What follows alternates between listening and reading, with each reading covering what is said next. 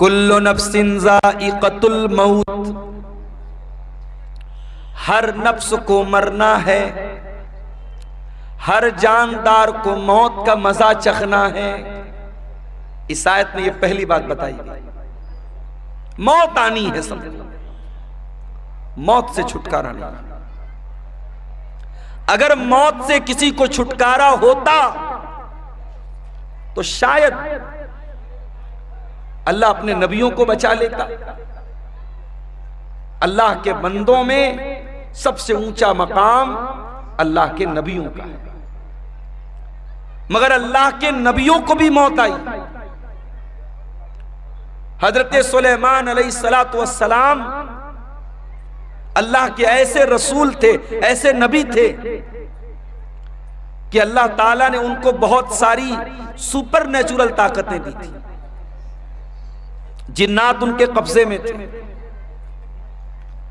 बड़े बड़े जिन्नात इतनी बड़ी बड़ी देगों में खाना पकाते थे, पूरा गांव खा सकता था। बड़ी बड़ी बिल्डिंग बनाते थे जिन्नात, किसी मजदूर की जरूरत नहीं, जिन्नात खड़े होकर के मजदूर इमारतें बना देते थे। हवा उनके कंट्रोल में थी,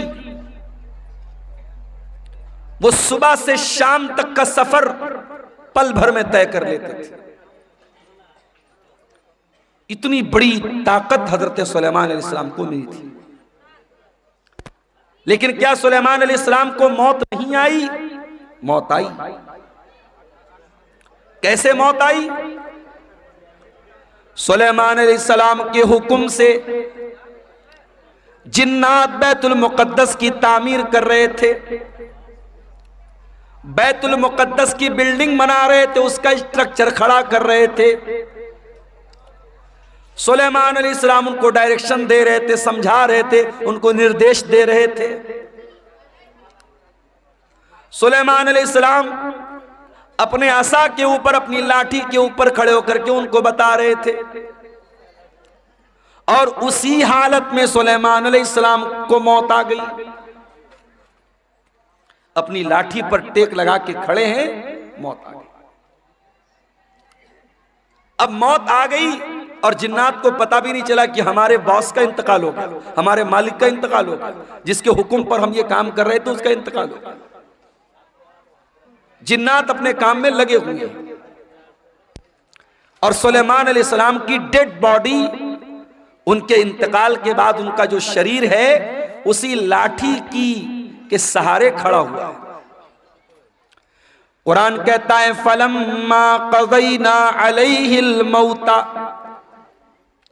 जब हमने सुलेमान की मौत का फैसला कर दिया, मा दल्लहुम अला मौतिही इल्ला दाब्बतुल अर्दि ताकुलु मिन साता, सुलेमान की लकड़ी को, सुलेमान की लाठी को एक कीड़े ने खा लिया और जब लाठी खत्म हो गई तो उनकी डेड बॉडी जमीन पर आ गई। और जब डेड बॉडी जमीन पर आ गई तब जिन्नात को पता लगा कि हम तो बहुत बड़ी गलतफहमी में जी रहे थे, इनका तो ऑलरेडी इंतकाल हो चुका है। एक पैगंबर को मौत आई। कुरान कहता है कुल्लु नफ्सिन ज़ाइक़तुल मौत, हर नफ्स को मरना है। अमीर से अमीर को भी मरना है, गरीब को भी मरना है। यही कारी अब्दुल बासित साहब साउथ इंडिया में अपने इदारे के चंदे के लिए जाते हैं। इफ्तार का टाइम है, इफ्तार का सामान लेने के लिए जाते हैं और ट्रेन के दरवाजे पर सीढ़ी चढ़ते हुए अचानक उनका पैर फिसलता है, गिरते हैं और वही हादसा उनकी मौत का सबब बन जाता है।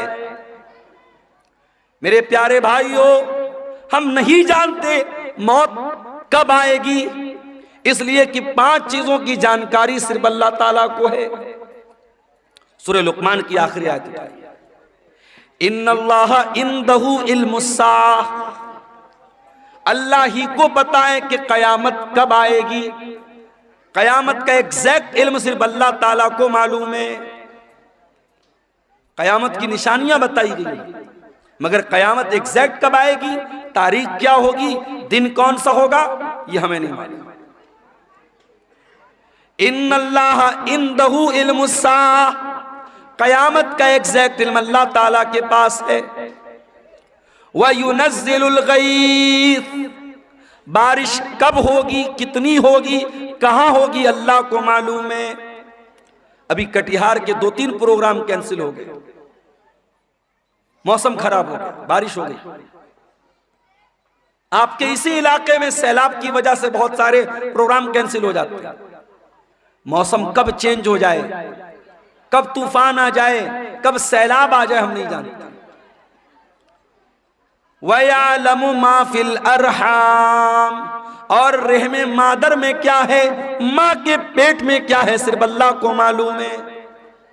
आप कहेंगे नहीं मौलवी साहब, आज के जमाने में अल्ट्रासाउंड करा लो, मालूम हो जाता है लड़का है लड़की, ये पता चल जाता है। हालांकि सरकार की तरफ से प्रतिबंध है, गवर्नमेंट की तरफ से मना है, मगर पता लगाने वाले तब भी लगा लेते हैं। और कहीं ये पता चल गया कि मां के पेट में लड़की है और ऑलरेडी 2-3 लड़कियां हैं, तो लड़की को मां के पेट में खत्म भी करा देते हैं लोग, जिसको इंग्लिश में बोलते अबॉर्शन, गर्भपात करा देते हैं, मां के पेट में ही बच्ची को मार देते हैं। और हम कहते साहब हम लोग बड़े पढ़े लिखे लोग हैं, बड़े सिविल्ड लोग हैं, बड़े तहजीब याफ्ता लोग हैं। अरे हमसे अच्छे तो 1400 साल पहले के अरब के वो जाहिली दौर में, दौर जाहिलियत के वो बद्दू थे, वो देहाती थे, वो जाहिल लोग थे जो अपने बच्चियों को मारते थे, मगर पैदा होने के बाद मारते थे। बच्चियों को कत्ल करने की परंपरा, बेटियों को मारने का रिवाज 1400 साल पहले भी था। एक ऐसी सोसाइटी में जहां लड़की पैदा होने के बाद बाप बेचारा परेशान हो जाता था, क्या करूं, अगर बेटी के बारे में समाज को पता चलेगा कि मेरे घर में बेटी पैदा हुई है, समाज मुझे ताना मारेगा, तू क्यों बेटी को पाल रहा है। ऐसे भी कबीले थे, बहू लाएंगे, बीवी लाएंगे, मगर बेटी पैदा होगी उनके कबीले में बेटी को मार देते थे। बेटी का बाप बनना यह ऐब था। अल्लाह ने कुरान में उनका जिक्र किया, फरमाया वइज़ा बुश्शिरा अहदुहुम बिल उन्सा ज़ल्ल वजहुहु मुस्वद्दन व हुवा कज़ीम। बेटी के बाप को पता चलता था मेरे घर में बेटी पैदा हुई है, बाप का चेहरा काला पड़ जाता था। यतवारा मिनल कौम मिन सूइ मा बुश्शिरा बिही, वो अपनी कौम से अपना चेहरा छुपाया करता था। वो बेचारा सोच में पड़ जाता था, अयुमसिकुहु अला हुनिन अम यदुस्सुहु फित्तुराब, कि क्या करूं, अगर बेटी को पालता हूं तो समाज में अपमानित होना पड़ेगा, जलील होना पड़ेगा, और दूसरा रास्ता यह है अपनी बेटी को ले जाके जमीन में गाड़ दूं, दफन कर दूं। वो तो मिट्टी में जाकर के अपनी बेटी को दफन कर देते थे, मगर बेटी का जन्म होने के बाद ऐसा करते थे। आज का पढ़ा लिखा इंसान, आज का तरक्की याफ्ता इंसान, आज का सोसाइटी वाला इंसान क्या करता है, माँ के पेट में अल्ट्रासाउंड के जरिए पता लगा लेता है बेटी है, और डॉक्टर से कह करके एबॉर्शन करवा लेता है। कभी मौका मिले ना तो यूट्यूब पर जाकर के देख लेना कि एबॉर्शन कैसे होता है। अरे अरब के वो जाहिल लोग बेटी को जमीन में गाड़ते थे, बेटी एक बार तड़पती थी, एक बार रोती थी, उसके बाद जब उसकी जान खत्म हो जाती थी बेटी रोना बंद कर देती थी। मगर यहां उस बच्ची को जो बेचारी अभी दुनिया में नहीं आई है, मां के पेट में 1 महीने का गर्भ है, 2 महीने का गर्भ है, 3 महीने की प्रेगनेंसी है, इसने ले जाके डॉक्टर से कहा एबॉर्शन कर दो।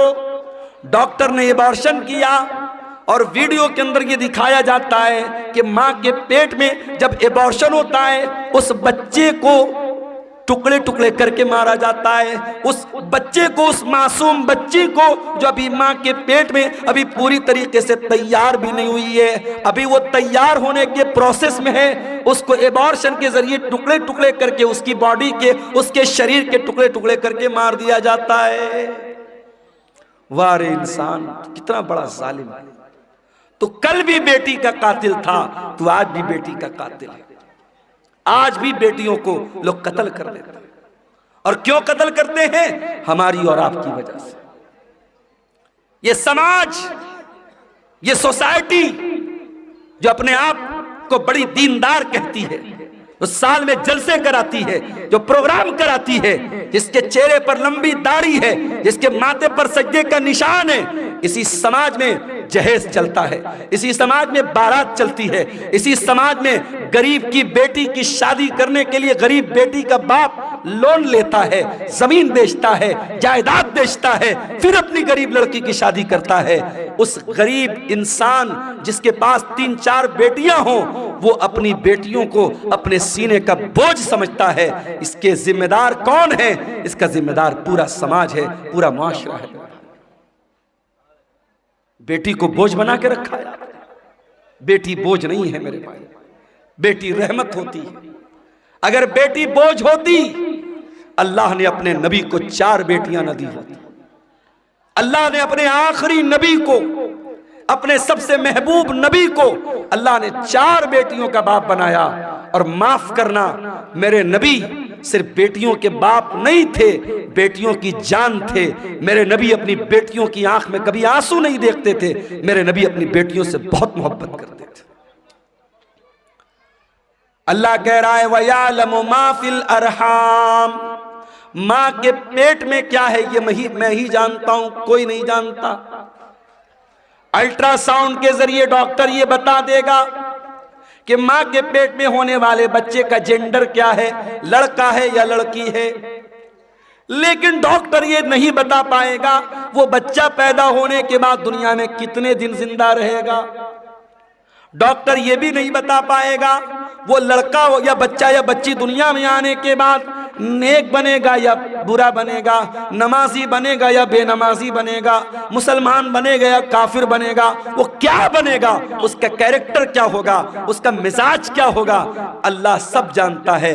वयअलमु मा फिल अरहाम, रहमे मादर में जो बच्चा है उसका XYZ सब अल्लाह जानता है।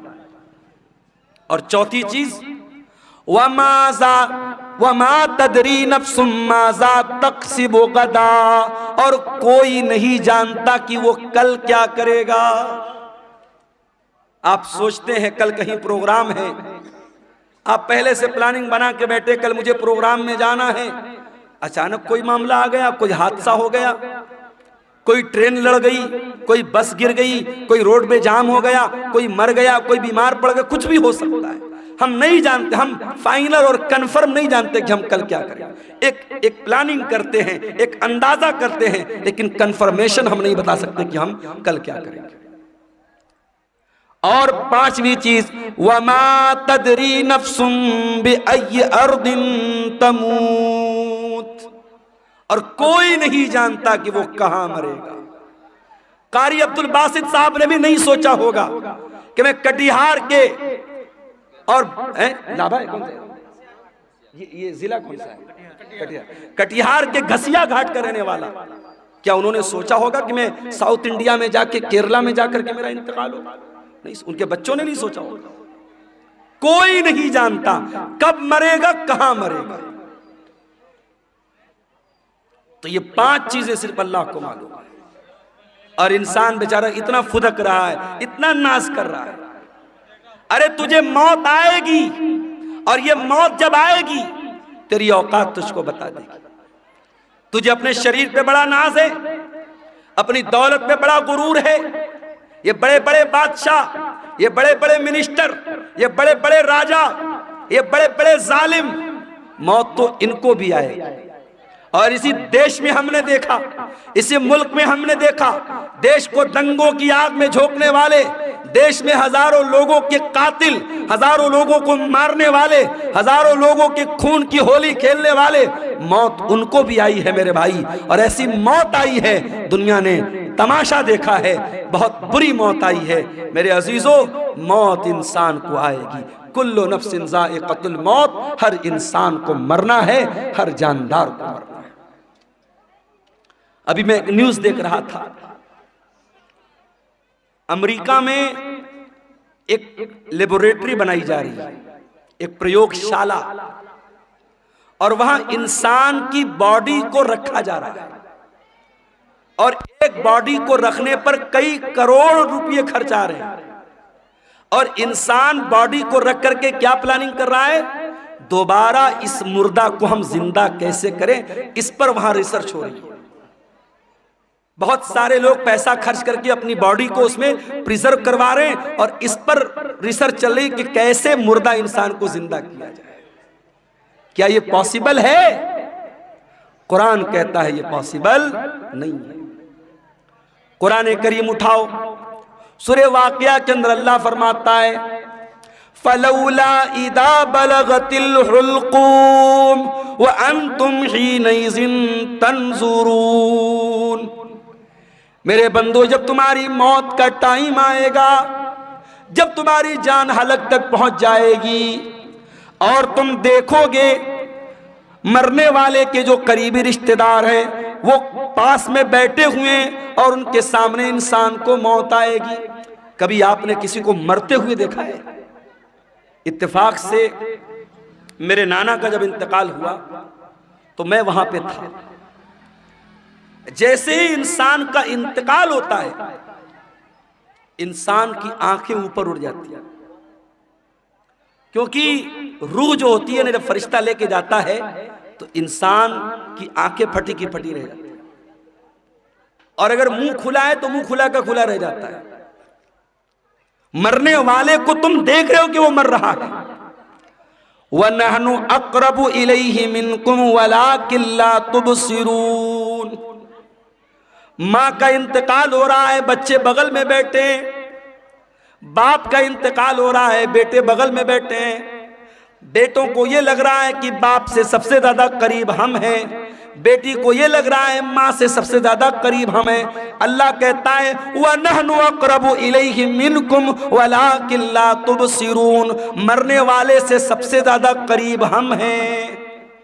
फलौला इन कुंतुम गैर मदीनीन तरजिऊनहा इन कुंतुम सादिकीन।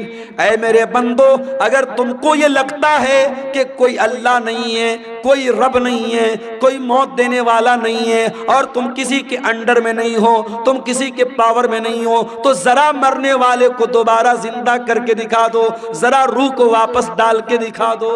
नहीं कर सकते। मुर्दा जिंदा नहीं हो सकता मेरे भाई। जो मर गया वो मर गया, अब मरने के बाद दोबारा उसके अंदर जान नहीं डाल सकते। ये है मौत। और कभी गौर करना, मौत हमारी बेबसी बताती है। जब हमारा इंतकाल होता है ना, दुनिया में मैं आपके सामने आया हूं कुर्ता पायजामा सदरी पहन के आया हूं, मरेंगे तो क्या पहनेंगे? कफन पहनेंगे। दुनिया में नहाने जाएंगे, कोई लक्स से नहा रहा है, कोई लाइफ बॉय से नहा रहा है, कोई सिंथॉल से नहा रहा है, कोई अलग अलग ब्रांड के साबुन इस्तेमाल कर रहे हैं। जाड़े का मौसम है, हम गर्म पानी करके नहा रहे हैं। घरों में जो पैसे वाले लोग हैं गीजर लगवाते हैं। गर्मी का मौसम है, ठंडे पानी से नहाते हैं। मर गया बेचारा, कुछ नहीं बोलता। गर्म से नहलाओ, ठंडे से नहलाओ, साबुन के साथ नहलाओ, बिना साबुन के नहलाओ, कुछ नहीं बोल सकता। दुनिया में नहाता था, अपना अलग एटीट्यूड था, आधा आधा घंटे तक नहाता रहता था। चेहरे के लिए अलग फेस वॉश था, बॉडी के लिए अलग बॉडी वॉश था, बालों के लिए अलग शैम्पू था। लेकिन आज मरने के बाद आज इतना बेबस है इंसान, दूसरे उसको नहला रहे हैं, उसके रिश्तेदार उसको नहला रहे हैं। वो बेचारा ये कहने की ताकत भी नहीं रखता कि मैं तो लक्स से नहाया करता था, तुम मुझे बैर की पत्तियों से क्यों नहला रहे हो? मैं तो फला साबुन से नहाया करता था, मेरा फेवरेट साबुन कहाँ है, मेरा शैम्पू कहाँ है, मेरा बॉडी वॉश कहाँ है, मेरा फेस वॉश कहाँ है?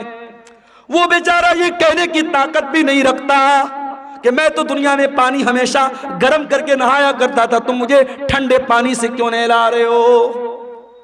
दुनिया में नहाता था, बाथरूम में पैक होकर के नहाता था, आज उसके नहलाने वाले उसके घर वाले उसको नहला रहे हैं, उसके बदन का कपड़ा भी नहीं उतर रहा है, कैंची से उसका कुर्ता काटा जा रहा है, कैंची से उसकी बनियान को काटा जा रहा है, उसका तहबंद उतारा जा रहा है, उसका अंडरवियर उतारा जा रहा है। आज उसकी शर्मगाह को दूसरे लोग खोल करके नहला रहे हैं। अल्लाह अकबर, कितनी बेबसी है मेरे भाई। नहला दिया गया, अब कफन का नंबर आया। इस्लाम की तालीम देखो, अमीर आदमी को भी वही कफन देना है, गरीब को भी वही कफन देना है, वही सूती कपड़ा है, वही सफेद चादर है। दुनिया में बहुत रंगीन रंगीन पहन करके चला करता था, ब्रांडेड कपड़े पहना करता था, महंगे कपड़े पहना करता था। आज मरने के बाद उसी सूती चादर में, उसी सूती चादर में तुझको कफनाया जा रहा है, उसी सूती कफन में तुझको कफनाया जा रहा है। कफना दिया गया। अब उसके बाद कब्रिस्तान लेके जाना है। अगर कब्रिस्तान करीब में है, जनाजे की चारपाई पे लाश को रखा गया, चारपाई को 4 लोगों ने कंधे पर उठाया, लेके कब्रिस्तान पहुंचे। इतना बेबस है इंसान, मरने के बाद हिल नहीं सकता। उसकी बॉडी को 4 लोग मिल करके जनाजे पर उठा करके लेके कब्रिस्तान जा रहे। कब्रिस्तान लेके जाया गया, वहां पहले से कब्र को खोद करके रेडी किया गया है। जनाजे को कब्र में उतारा गया, मिट्टी डाली गई, कब्र तैयार हो गई। घर वालों ने खड़े होकर के मगफरत की दुआ कर दी, आसानी की दुआ कर दी। फिर उसके बाद मिट्टी हाथ से अपने मिट्टी झाड़ करके घर वाले वापस चले गए। ऐ इंसान, तू कितना गाफिल है, तू क्या क्या हरकतें करता है। इस कब्र में न तेरा बाप तेरे साथ आया, न तेरे बच्चे तेरे साथ आए, न तेरी बीवी तेरे साथ आई, न तेरा माल तेरे साथ आया, न जमीन तेरे साथ आई, न जायदाद तेरे साथ आई। कुल्लु नफ्सिन ज़ाइक़तुल मौत, हर नफ्स को मौत का मजा चला। अल्लाह अपने नबी से कुरान में कहता है, वमा जअलना लिबशरिन मिन क़ब्लिकल खुल्द अफ़इन मित्त फ़हुमुल खालिदून। ऐ नबी, आपसे पहले जितने इंसान आए उनको भी मौत आई और आपको भी मौत आने वाली है, आपको भी मरना है।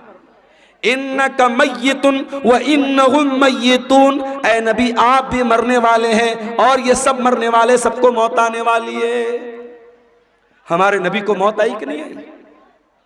आइए जरा सा नबी की वफात का नक्शा आपके सामने खींचते हैं। नबी का इंतकाल कब हुआ? रबीउल अव्वल के महीने। उम्र कितनी थी? 63 बरस। महीना कौन सा? रबीउल अव्वल।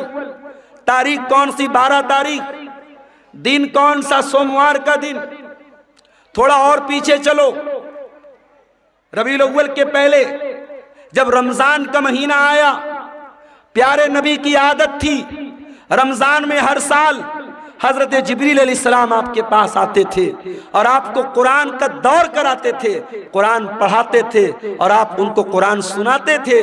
आखिरी बार जब आपकी जिंदगी का आखिरी रमजान था, अल्लाह के प्यारे नबी ने जिब्रील को 2 मरतबा कुरान सुनाया। अल्लाह के नबी ने हजरत जिब्रील को 2 मरतबा कुरान सुनाया। ये इस बात की अलामत थी कि अब आखिरी रमजान है, अब इसके बाद कोई रमजान आने वाला नहीं है। कुछ दिनों के बाद जब हज का मौसम आया, अल्लाह के प्यारे नबी ने अपने सहाबा से कहा, मैं हज के सफर पे जा रहा हूं, जिसको मेरे साथ हज करना है वो चल सकता है। सहाबा इकराम अपने नबी के साथ हज के सफर पे निकले। 1 लाख से ज्यादा सहाबा हज के इस सफर में अपने नबी के साथ हैं और उस हज के दौरान अल्लाह के प्यारे नबी बार बार अपने सहाबा से कह रहे हैं, खुजू अन्नी मनासिककुम, खुजू अन्नी मनासिककुम। ओ लोगों, मुझसे हज का तरीका सीख लो, मुझसे हज के अरकान सीख लो। हो सकता है कि आइंदा साल तुम अपने नबी को ना पाओ, हो सकता है आइंदा साल मेरा इंतकाल हो जाए, हो सकता है आइंदा साल मैं जिंदा ना रहूं।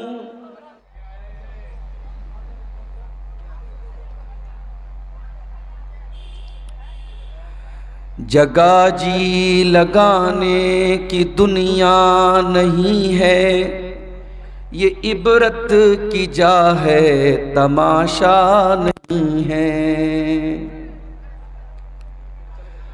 जहां में है इबरत के हर सू नमूने, मगर तुझको अंधा किया रंग बूने। कभी गौर से भी ये देखा है तूने, जो मामूर थे वो महल अब हैं सूने। जगह जी लगाने की दुनिया नहीं है, ये इबरत की जा है तमाशा नहीं है। मिले खाक में अहले शां कैसे कैसे, मकी हो गए ला मका कैसे कैसे।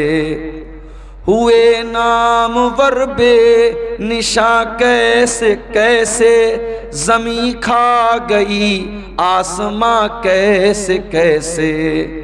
जगह जी लगाने की दुनिया नहीं है, ये इबरत की जा है तमाशा नहीं है।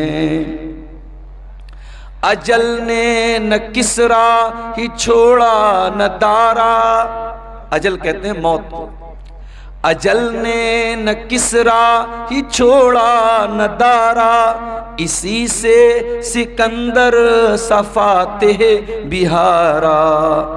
हर एक को छोड़ के क्या क्या हसरत सिधारा, पड़ा रह गया सब यही ठाट सारा।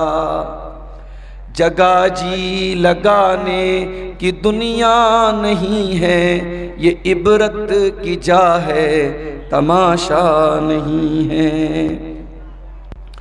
तुझे पहले बचपन में बरसों खिलाया, जवानी ने फिर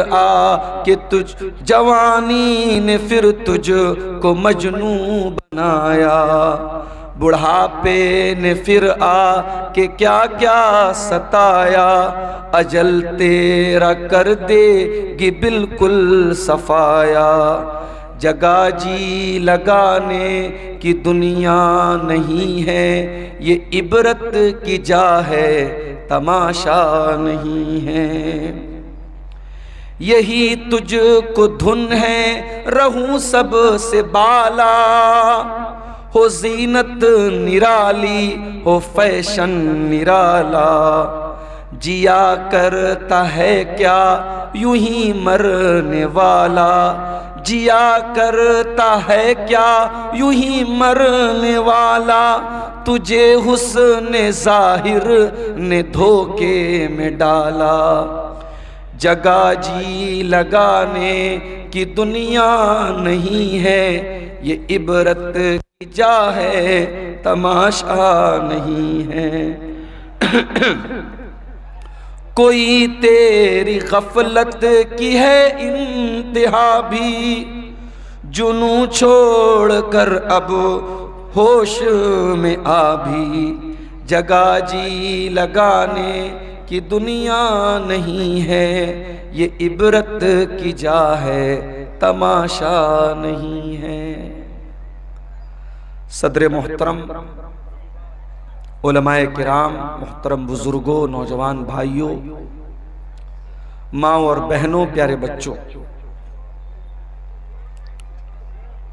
घसिया घाट नाम के इस इलाके में कई साल पहले मैं हाजिर हुआ था और हमारे बड़े मोहतरम कारी अब्दुल बासित साहब रहमहुल्लाह उस वक्त बाहयात थे, उन्हीं की दावत पर मैं आया था। और आज कई साल के बाद उसी मदरसे के प्रोग्राम में मैं आया हूं और कारी अब्दुल बासित साहब अब हमारे बीच में नहीं हैं। उनके दोनों बेटे दिल अब्दुल बासित और जान अब्दुल बासित साहब, इन्हीं दोनों की दावत पर मैं आपके सामने हाजिर हुआ। कुरान हकीम की सूरह आले इमरान की एक आयत मैंने आपके सामने पढ़ी है। उस आयत में अल्लाह ताला ने 3 बातें बयान की और आज की मेरी तकरीर का टॉपिक यही 3 बातें। आइए पहले कुरान की इस आयत का हम तर्जमा, इसका अनुवाद, इसका ट्रांसलेशन हम समझ लेते हैं, फिर बात को आगे बढ़ाते हैं। कुरान करीम की सूरह आले इमरान की आयत नंबर 185, 185 नंबर की आयत।